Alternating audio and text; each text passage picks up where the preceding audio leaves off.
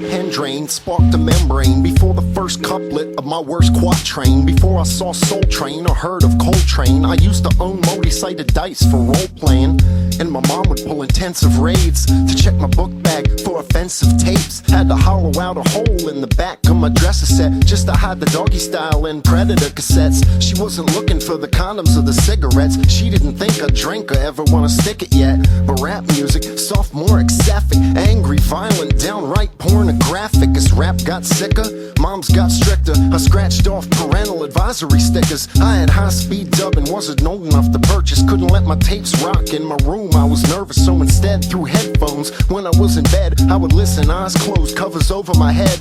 But now she sees the picture, I finally convinced her. She doesn't sweat nothing, now her son's growing richer. He's a registered voter, playing tennis and poker, always laying in the sun with a whiskey and soda. I never gotta ask, someone's paying the taxes. I've forgotten what the difference between a meal and a snack is. Growing up in my house, hip-hop caught a bad rap. No one else in my house wanted to hear that kind of crap. Walking to school, I was always late with my Walkman and backpack.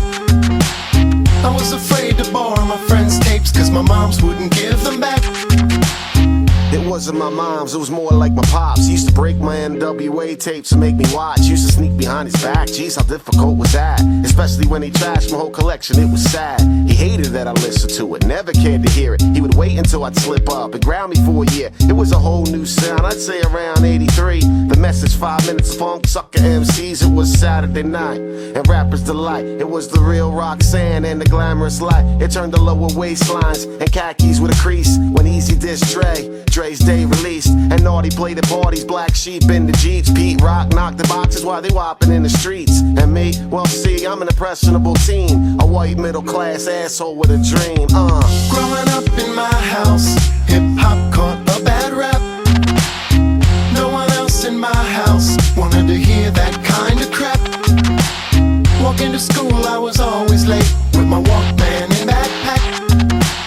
I was afraid to borrow my friends' tapes, cause my moms wouldn't give them back. Justin, turn that fucking shit down.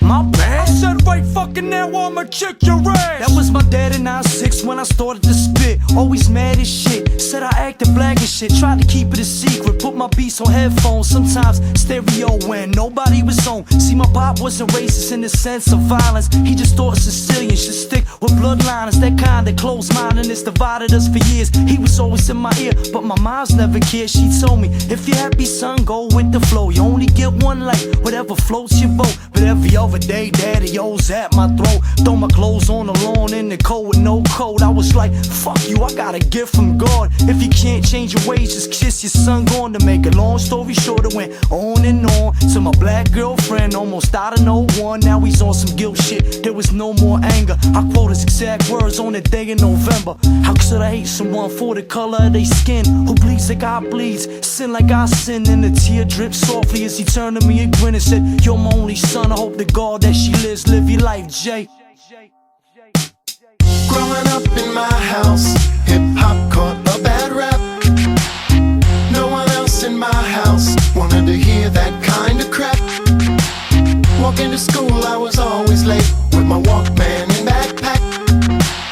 I was afraid to borrow my friends' tapes, cause my moms wouldn't give them back. Growing up in my house, hip-hop caught a bad rap. No one else in my house wanted to hear that kind of crap. Walking to school, I was always late with my Walkman and backpack. I was afraid to borrow my friends' tapes, cause my moms wouldn't give them back.